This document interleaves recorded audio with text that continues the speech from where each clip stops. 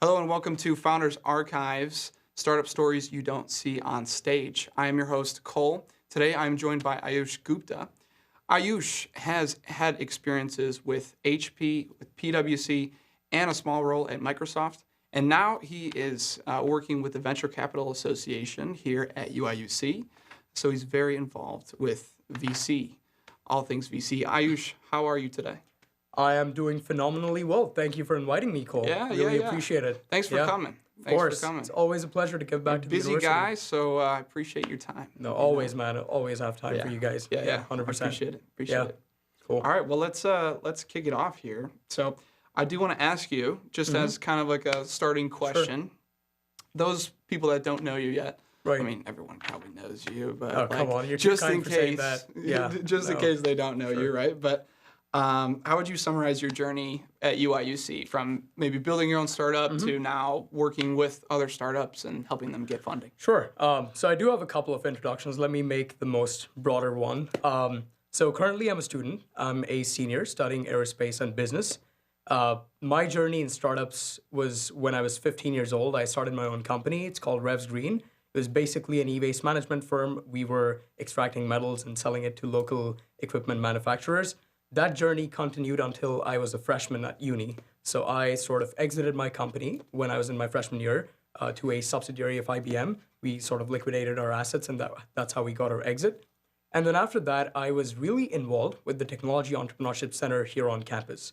So that was sort of my first introduction to the startup ecosystem here at Illinois, which is honestly the best way to do it because TEC is sort of like the broader umbrella for like all things entrepreneurship. So it's got early exposure, working with a lot of startups. Some of the names include, Pathlit and Tandem, Nora AI, some of the past winners for our COSAT competition.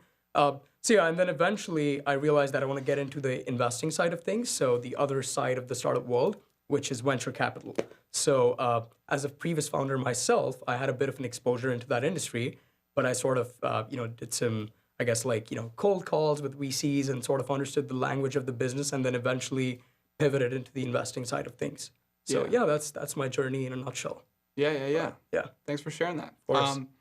What would you say was that pivotal moment for you that you were like, no, I don't want to do the startup side. I want to help other startups. Yeah, no, that's a good question. Actually, there were two sort of inflection points for me. One of them was when I exited my company. The biggest question that lied on my head was, what do I do next? That made me do a bit of an exploration around different industries. Started from consulting to just the tech space in general. Realized I'm not the best coder out there, so it's probably the big tech scene is not for me. I'm more of a, let's say quote unquote sales guy and more on the growth side of things. Yeah, more relationship builder, sort of if you want to call it ecosystem building, if that's kind of the jargon people use. But yeah, so I think I wanted to build communities more than anything else. And when I realized that venture is that industry which gives you such a broad access to multiple industries, multiple verticals, and then more importantly, you get to be around some of the smartest people that are out there, right? You get to be around founders that have made it big, founders that have had some sort of a knowledge arbitrage in some of the industries that you've probably never heard of. And that to me was extremely exciting. I think that opened up the doors for just infinite opportunities, and I wanted to be a venture capitalist since then. And this was in my sophomore year. Yeah. So that was when I made a decision of pursuing the investing side of things. And I don't come from a typical finance background, right? So for me, learning the sort of the language of business and just understanding how you do basic accounting and all of that was just sort of, I was self-taught. And then eventually I understood how you invest in private markets, which we can probably delve deeper later, which is kind of different than public markets. So yeah, and that's venture capital essentially.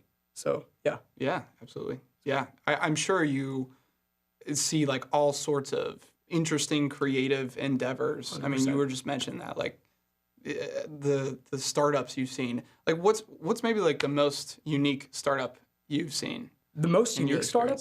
Very interesting. I think again, I don't really have one pick since I have different interests. One of them, maybe. Well, I'd say I'd shout out to my friends in Pathlit. So I think Pathlit is doing something really phenomenal. It's sort of a tool like Zapier, but not exactly for vertical integrations. They basically are a sort of horizontal layer in the AI enterprise space, and they automate a lot of the workflows and the diligence processes for some of these private equity firms. So they're specifically working on automating a lot of the commercial, sort of like back-end loops and systems that PE firms usually go through, which is extremely tedious. Previously, they've resulted in like reducing the workflow from like 15 hours to like 6 minutes or so, which is actually insane. Wow. And they've got insane traction That's as well. They were humongous. winners in COSAD 2 years ago. Yes. So Yeah. I'd say they're probably the coolest ones out there. Yeah, I mean, I've heard a lot about Pathlead. So 100%. Yeah. they're pretty amazing what they've great. built Yeah. so far. So kind of delving deep into this a little bit more. Sure. You've been builder and a backer, right? So you've been both sides. How has that shaped the way you think about startups? Like, those different perspectives. I'd say the main sort of like principle that it helped me evolve into is I just had more empathy for founders. I think like when you build a company, you realize how difficult things are. Even things like hiring people or just getting your first round of funding, it's not that easy, right? I mean, you you really need to double down upon these like tough decisions, and you need to like you would probably be in a chaotic situation for a while until you see a big breakthrough, right? And that to me as an investor really helps separate the startups that are, actually being really gritty and the ones that are just staying there for the sake of the game, right? And I think that is a good lens to have, especially when you're investing in such early stages when you don't have a lot of traction and there's not a lot of data to back the decisions you're making, right? So it's a lot about the sort of, I guess like instinct which you develop. And that's part of the reason why being a founder and then becoming a venture capitalist is something that I think I made a right choice in for. So yeah, that makes a lot of sense. You can really empathize with those startups, I'm sure. And kind of building on that, actually, when you were building your own startup, Right. what are some of like the biggest misconceptions or hurdles that you went through that really kind of shaped your experience and now is shaping your venture capital experience as well? No, that's a great question. So my startup was actually not in these like flashy industries. It was in e-waste. It's probably one of those industries which is still not democratized. And again, this was when I was super young. I did not actually know what a startup was, to be honest. I just wanted to work on a passion project because this was something my high school professor actually sort of forced me to do in a way. And he was like, oh, you know what? You've built a pretty good prototype. It's time to commercialize this, right? And this is how I started off in my garage back in India with a very simple sort of laser ablation tool, which is essentially just laser used for cutting parts of the PCB boards, like the circuit boards. And that's how I understood how difficult things would be because everything was messy, right? Like I did not have anybody to support me, be it the funding, be it just the technical mentorship, because I was a good engineer, but back then, like this was something I did not know how to solve, right? I mean, it's I think like from the perspective of what I learned from that journey of building, the few of the biggest things that I sort of like tackled were funding in the first place, because in that industry, it's super capital intensive. It's not like your typical SaaS business where you can just spin out a website in a day and you're probably set for the next couple of weeks, right? This was more hands-on hardware and more supply chain based, right? So you would have to get a complete, I guess, like machining setup and an industry line before you even ask VCs for funding. Yep. So my dad gave me the first $200, converting that to Indian rupees, whatever. And through that, I actually built this very primitive version of what my actual machine would look like. And then I just cold emailed a bunch of VCs, right? I literally scraped that data from the web, and GPT was probably not that existent back then. So I just, literally like searched people up. And and then I even went to the extremes of actually flying over to other cities and knocking on venture capitalist doors, staying there for a full day until they're done with their dinner events and they step out of their office, and I just, like cold stop them there. So it was a very, I think, like profound journey because I got a lot of rejections early on. I mean, I think like out of the 100 people that I reached out, no one really responded back to me. So, And that to me just made me realize how important funding could be, especially when you have the conviction, but no one's there to back you up. So yeah, I mean, that's probably one of the deepest sort of learnings for me, right? It was raising money was very tough, especially in those industries, which are still to this date not really that venture investable because they have super long R&D cycles, right? It takes multiple years before you actually get your product off the ground, right? Yeah, I mean, I think. Do you want me to cover? Did I miss something or No, I think you got it. Yeah, and then obviously all of these things convert to venture investing as well. When I look at founders, especially at pre-seed stages. Yeah. So, yeah. That misconception there was just like you didn't know what it took to get the funding and be in a capital intensive industry like that. 100%. And then I also did not know what an elevator pitch was. So I spent 4 minutes just explaining my idea, and by then venture capitalists were like, oh, this guy does not really know what he's trying to do, right? And it's really tough because you're also trying to figure those things in your head, but you would have to still act as if you've got it all figured out, which is counterintuitive, but it is what it is. So yeah, that's the game, That's 100%. the game you play. Yeah. Yeah, that seems like one of the industries where you would have to kind of be in it later in life, where you have, capital and you're able to invest your own assets into something, because it's like the chicken and egg situation, right? And I think 100%. a lot of startups can relate to that. It's like, how do I build something when I don't know if I have a customer, but then the customer's not going to buy it until you build something, So it's like, what do you do, right? Yeah. But you got to just boots to the ground, man. And that's the definition of boots to the ground and gritty. Right. I mean, walking and knocking on doors, man. 100%. Yeah. Wow. That's good. That's great. Door to door back in the day. Yeah.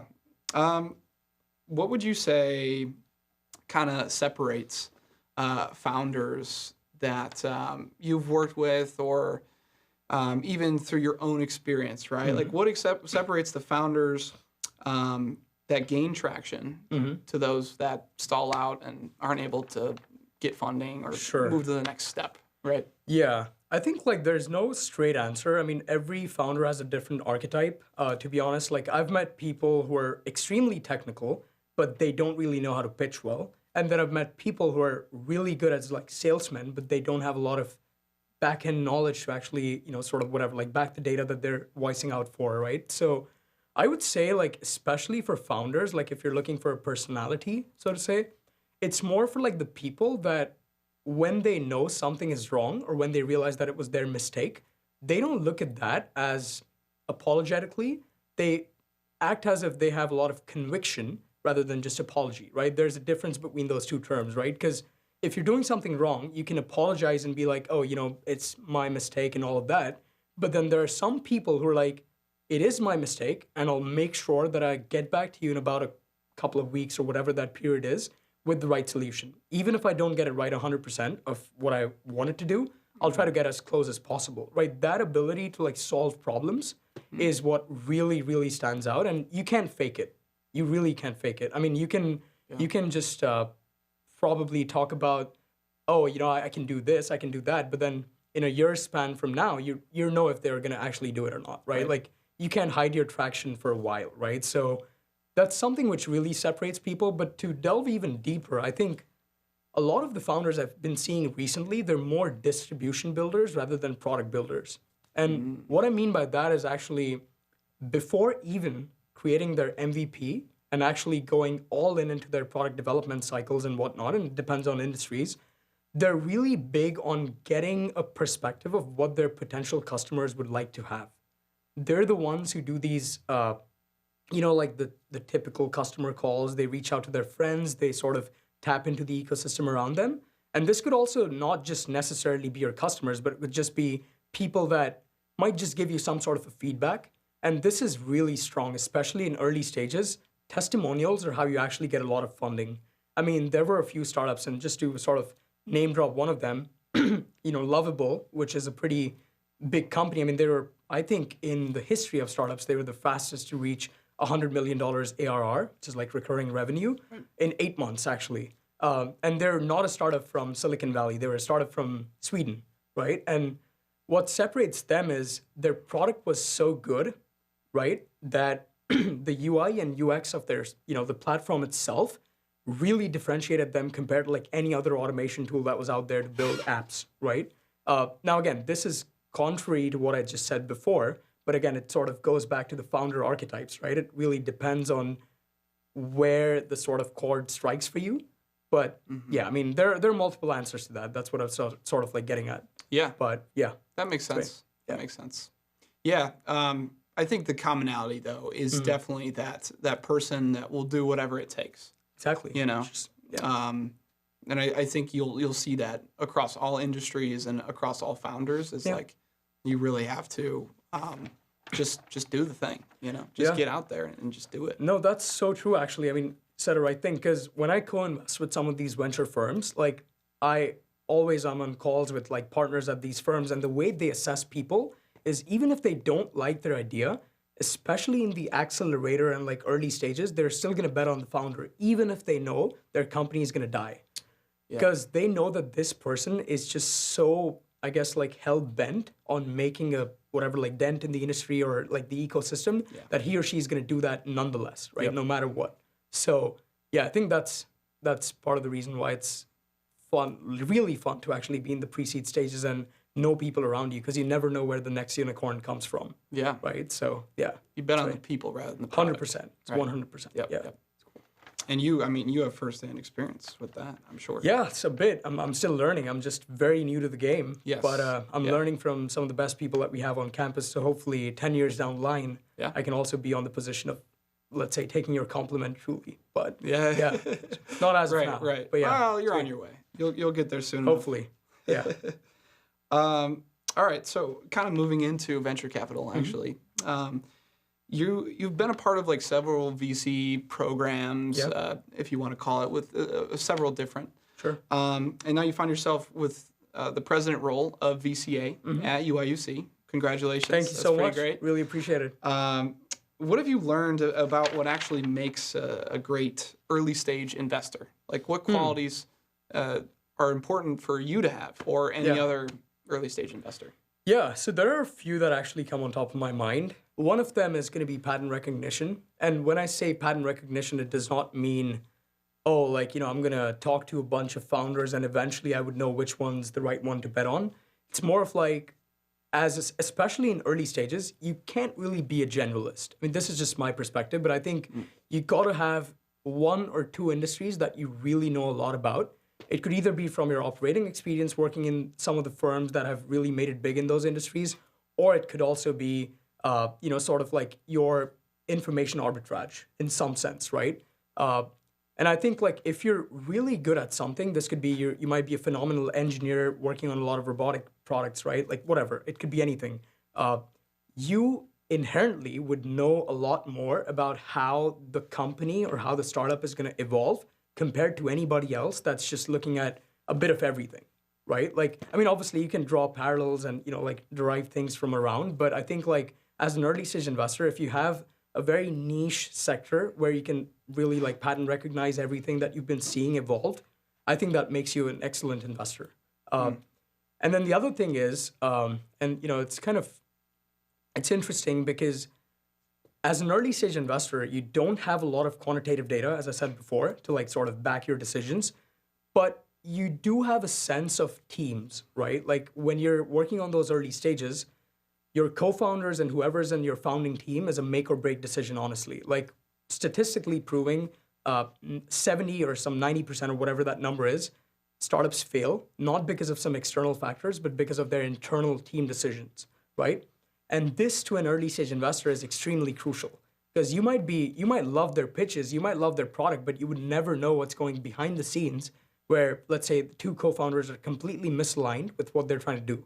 So as an early stage investor, it's extremely crucial to spend a lot of time with the team and not act as somebody who's just getting a board seat and not really caring a lot about the internal operations of the team itself, right? So I think those are the two things that I've seen my mentors doing really well that made them successful, venture capitalists at the pre-seed and seed stage. And when you ask them, they don't have an answer to that because it seems so, I guess, like obvious in hindsight. But for an aspiring investor, I think these are the things he or she should focus upon. Yeah. So, yeah. That makes a lot of sense. Focus really on what you're good at or what you know, yes. right? Certainly And play to your invest strengths. in that. Yep. Yeah, 100%. Yep. And then also, find the team, right? The team that's gonna, take you to great places. 100%. Right? Yeah. I like to quote Naval Ravikant a bit here. He's one of the most successful angel investors and also a pretty big influencer in the media space. He says that you should do the work that seems like play to you, but work to others. And that's something which translates to any industry that you want to get into, including venture capital. So, yeah. That makes sense. It seems maybe dangerous a little bit too, because it is if you're focusing on something that's a hobby of some sort, right? Then it becomes a job, and then you might lose some of the passion you have for something like that. But I think in general, that's a really good. Yeah, no, it's certainly with a grain of salt. I mean, definitely there are more decision heuristics you need to follow, not just this one, but I think it's a good framework to have nonetheless. Yes, absolutely. So yeah. What would you say are red flags that startups might show that would really make investors uninterested? I mean, we even talked about not having an elevator pitch, right? Yeah. But other things that might instantly turn VCs away, no matter how good the idea is. Right. Oh, the biggest one, hands down, is actually the market size. If you're operating in a space which is not going to go big, no matter how big of a market share you're able to capture, let's say 5 years down the line in your projected growth quadrants, VCs are really, they flag that as a, completely out of the choice option, right? Because for them, no matter what, right, even if they think the company is not going to be a billion-dollar firm, they're still wanting to make their returns out of their initial investment, right?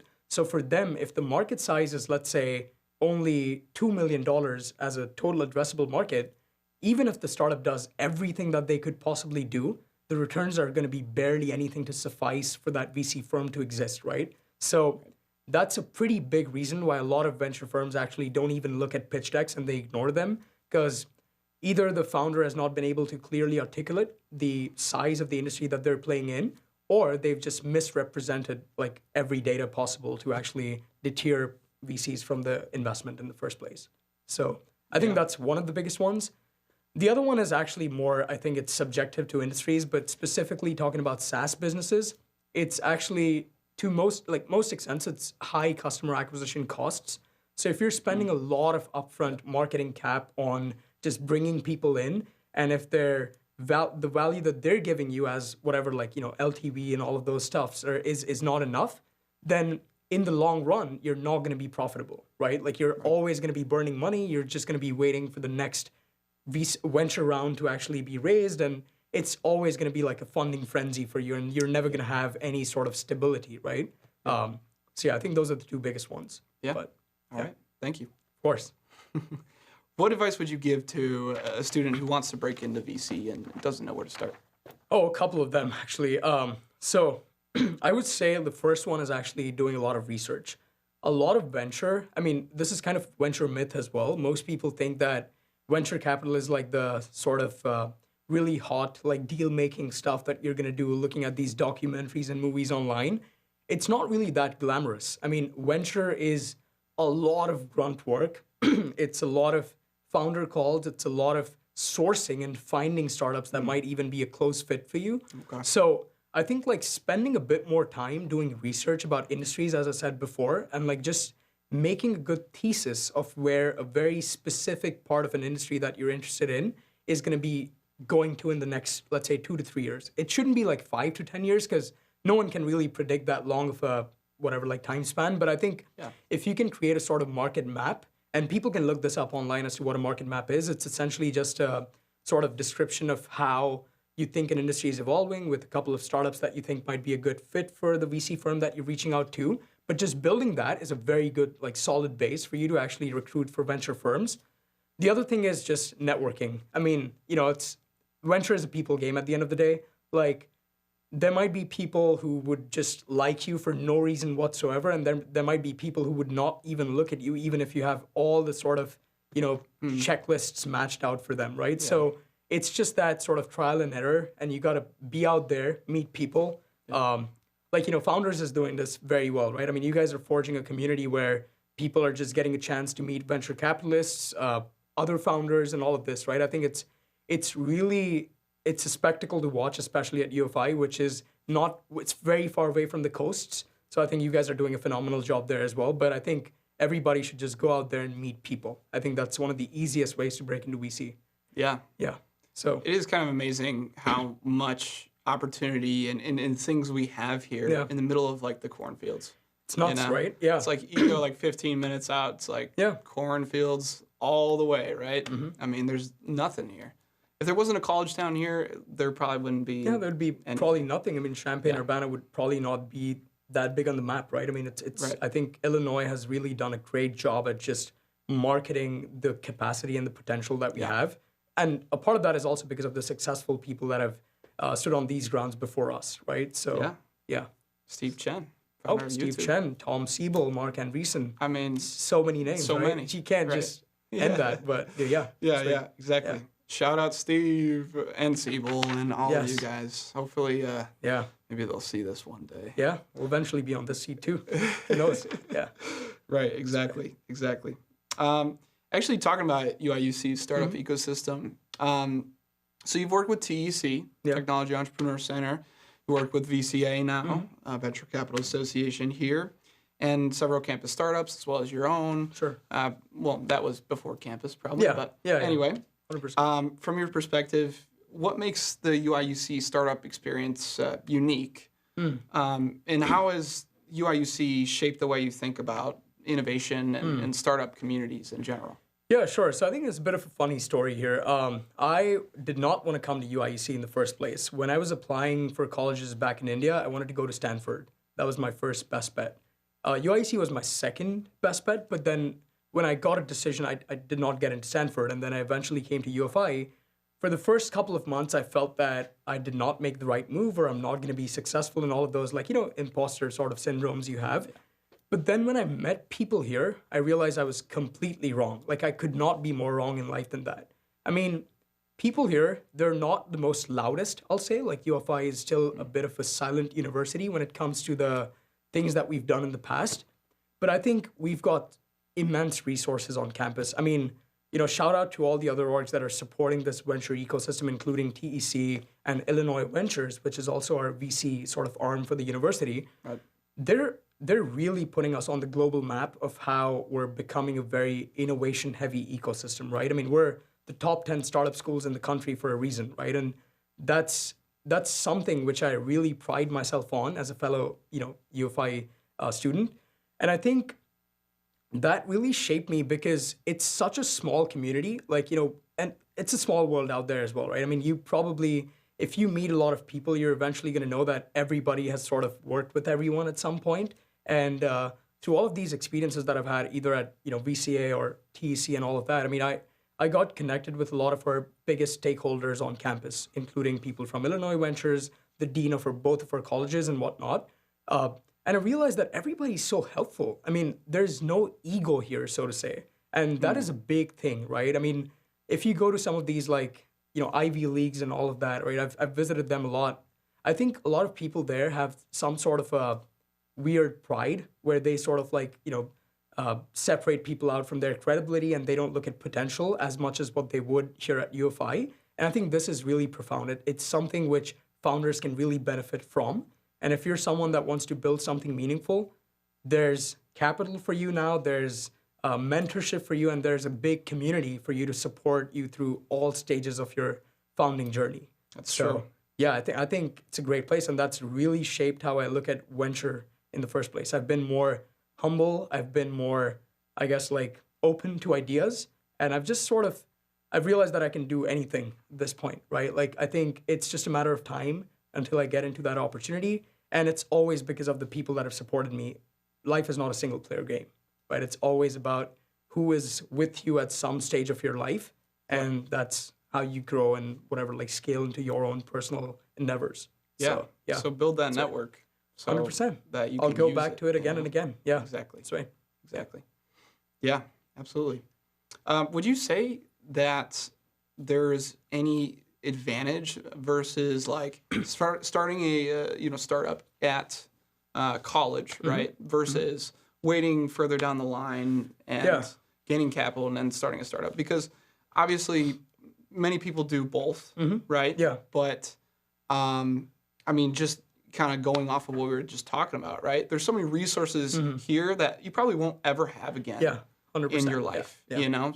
But like, what's your perspective on that? I think there's definitely a lot of advantages. I mean, if you're a student founder, and I mean, right now we're in the era of student founders. I mean, if you open LinkedIn, every other person has a founder title on their, description page, right? And it's not to like mock them, but it's just a matter of, I think like in university, you get access to so many resources you probably not even know of, right? I mean, like when I first was, I was working with VCA last year as well.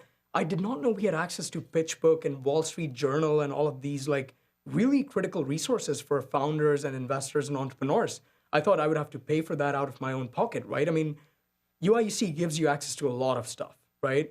I think if somebody here is not really familiar with those resources, you should reach out to faculties, admin staff. They're probably going to be the right people to help you out with. But I think it's certainly beneficial for you to start a company in college because you have more room to fail, right? I mean, even if you fail, you're not going to lose your job. You're still going to have a roof on your head.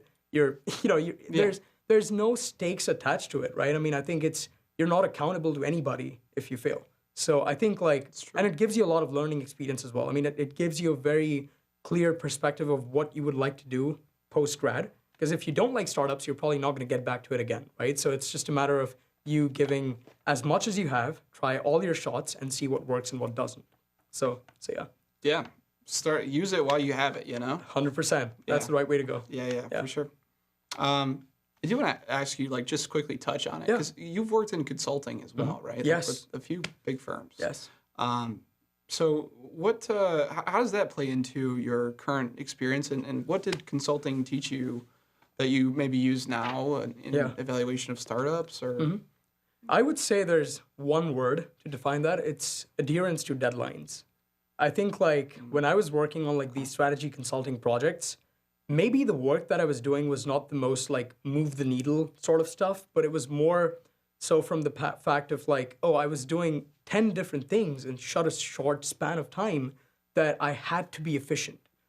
Those firms, they're really good at actually mastering the person's maximum potential. They make you go there, even if you don't want to, right? And especially the good thing about consulting is, and there are people who don't like it for weird reasons. I think you should sort of have some sort of an experience in consulting if you're confused about what sort of career path you want to endeavor into.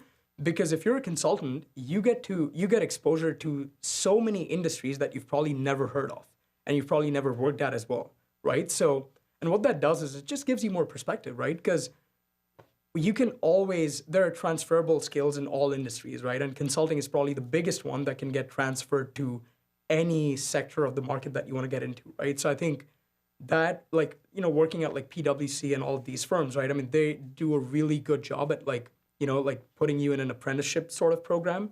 So you learn from the partners, you get on these executive meetings, you sort of hear the language of how these CEOs of Fortune 500 companies are going to talk about things and how they think about decisions. And you also get to learn a lot about the new tools that the industry is using to sort of expedite your productivity on a personal level as well, right? So there are numerous benefits for working in consulting. Yeah. Well, because there's consulting in everything, right? I mean, It's a very people-based profession as well, which, as we've been talking about, people skills are super, super valuable in any industry. Right. And even if you're, not a startup or you're not trying to network, I mean, there's still a million ways that's going to help 100%. You in your life. I've always said that consulting and venture, the one thing that's common for both of them, it's a fiduciary business, right? I mean, you're servicing people. That's your end goal. So, I mean, nailed it there. Nothing better than that, right? Yeah, nothing Helping better. Other people, right? Yeah, love it. All right, so I got two kind of final questions for you that I'm kind of bundle into one. Yeah. So, what's one misconception students have about venture capital? And then what's one founder that you've learned the most from and why? Very interesting. So okay. Start with misconception. Sure. So the one biggest misconception that people have about venture is it's not accessible.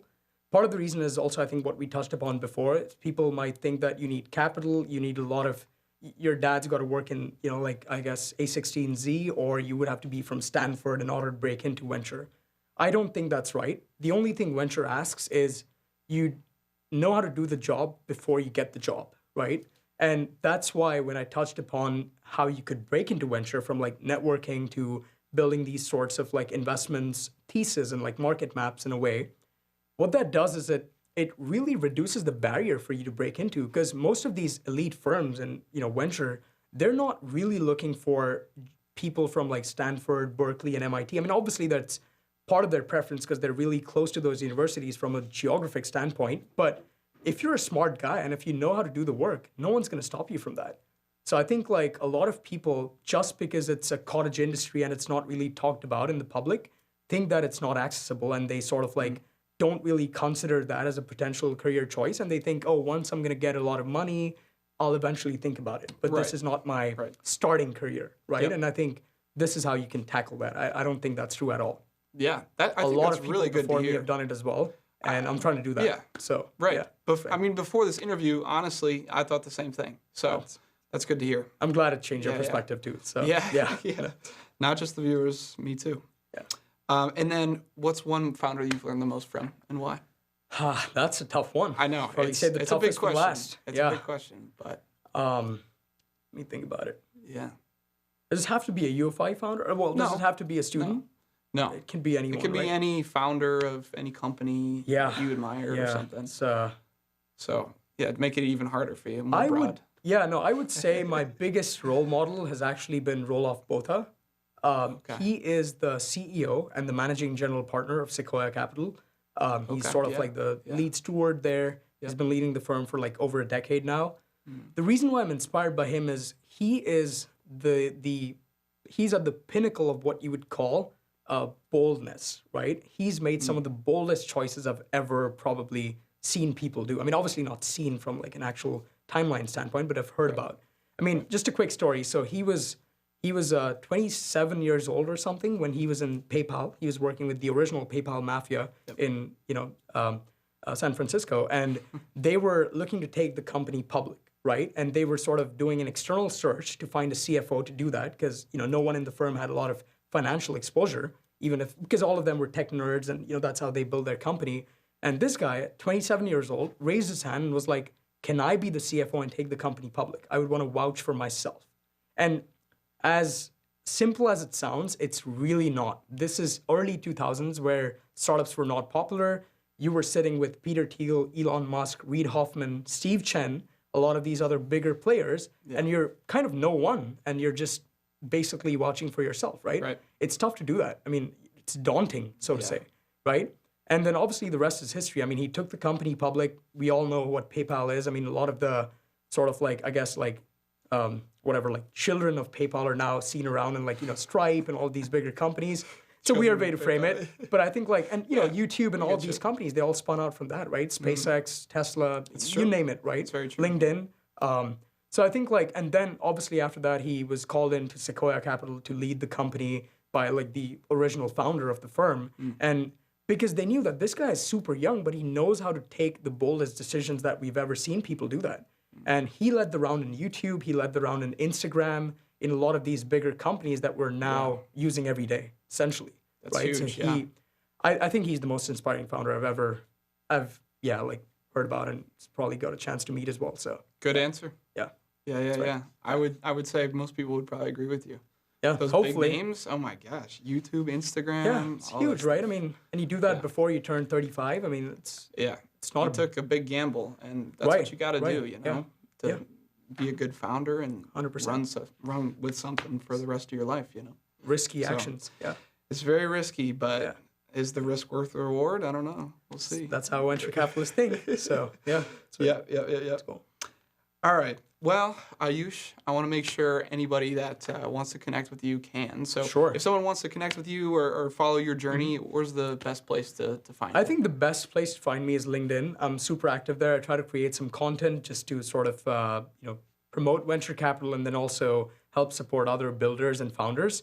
So if you think that this conversation really sort of inspired you, certainly reach out to me. Or if there's anything that I can be of help for, I'll be open. So yeah. Perfect. Yeah. Thank you. Cool. All right. Thank you it so was much. Great to Yeah, it talk was to great. you. It's a wonderful Thanks for all conversation. the advice. I'm sure our viewers will appreciate it. Yep. Thank you so much. Cole. Greatly. Pleasure doing it. Yeah, absolutely. Cool. All right. Thanks. Well, that is it for this time of Founders Archives. Until next time, stay curious.